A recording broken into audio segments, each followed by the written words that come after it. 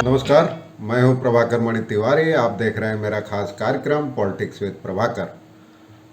आपने देखी झलकियां असम के बराक घाटी का सबसे प्रमुख और सबसे बड़ा शहर सिलचर बीते एक सप्ताह से बाढ़ के पानी में लगभग कमर तक डूबा हुआ है। न बिजली है, न पानी है, न खाने का सामान है और बिजली नहीं होने के कारण मोबाइल कनेक्टिविटी भी लगभग खत्म है और लोग नारकीय जीवन गुजार रहे हैं एक सप्ताह में। हालांकि सेना भी राहत और बचाव कार्य में उतरी है, सरकार की ओर से भी कुछ हद तक मदद की जा रही है, लेकिन यह नाकाफ़ी है, ऊंट के मुंह में जीरे के समान है। मुख्यमंत्री हिमंत बिस्वा शर्मा 3 दिनों के भीतर दूसरी बार सिलचर का दौरा कर चुके हैं और उन्होंने भी माना है कि सरकार और प्रशासन अब तक हर इलाके में नहीं पहुंच सका है और अभी भी काफ़ी किल्लत है। उन्होंने इसे मानव निर्मित बाढ़ बताया है। दरअसल लोगों ने कुछ जगह तटबंध काट दिए थे बराक नदी का, ताकि एक झील का पानी उसमें जा सके, लेकिन लगातार भारी बारिश के कारण जब नदी खतरे के निशान से ऊपर बहने लगी तो उसका पानी पूरे शहर में भर गया। अब भी खतरे के निशान से ऊपर है। यही वजह है कि 7 दिनों से शहर में जहां भी निगाह जा सकती है पानी ही पानी नज़र आ रहा है। कहीं 1 इंच सूखी ज़मीन नज़र नहीं आती और पानी निकल नहीं पा रहा है।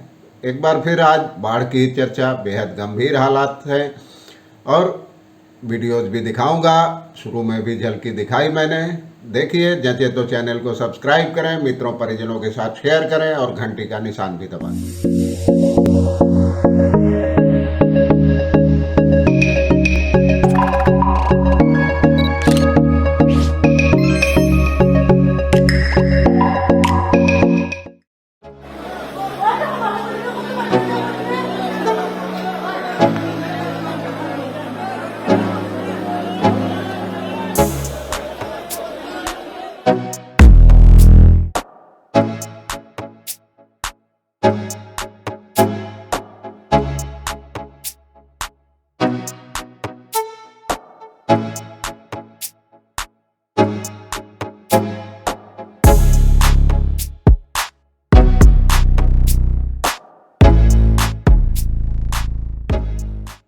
देखा आपने बाढ़ का कहर, खासकर बराक घाटी के सिलचर शहर का नज़ारा, और पूरा शहर ही नदी बन गया है। समझ में नहीं आ रहा है कि कौन सी जगह रिहायशी है और कौन सी नदी है।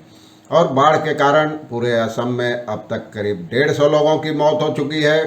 25 लाख लोग इसकी चपेट में हैं।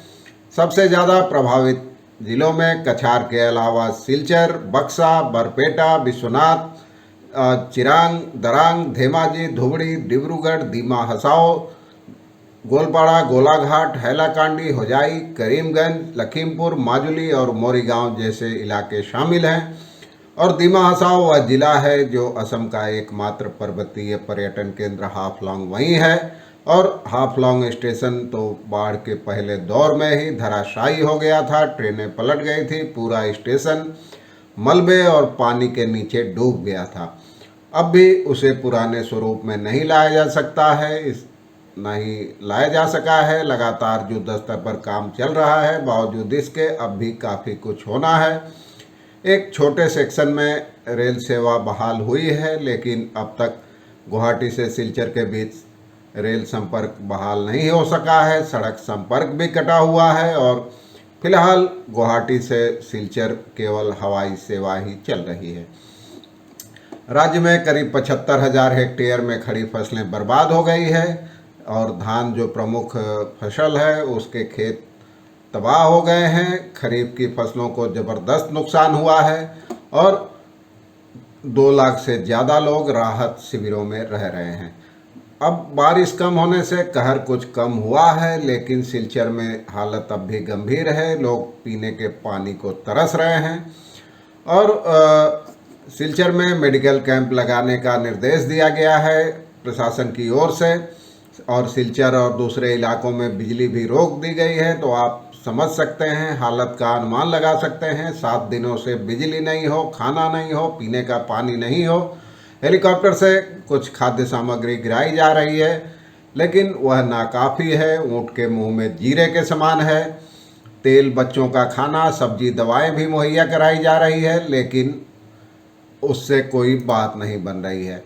अब सिलचर की गंभीर हालत देखते हुए मिजोरम के सेंट्रल यंग मिजो एसोसिएशन ने वहां के लोगों को बोतल बंद पानी की सप्लाई करने का फैसला किया है। इसके तहत लगभग 15,000 लीटर पानी भेजा गया है और 9 वाहनों में आइजोल से इसे रवाना किया गया और कछार के उपायुक्त को सौंप दिया गया है। राज्य के दूसरे इलाकों में भी परिस्थिति गंभीर है, बेहतर नहीं है। लगातार महीने भर के भीतर बाढ़ का दूसरा दौर है। उधर मेघालय और त्रिपुरा में भी बारिश की वजह से लोगों को ज़बरदस्त मुसीबतों का सामना करना पड़ रहा है।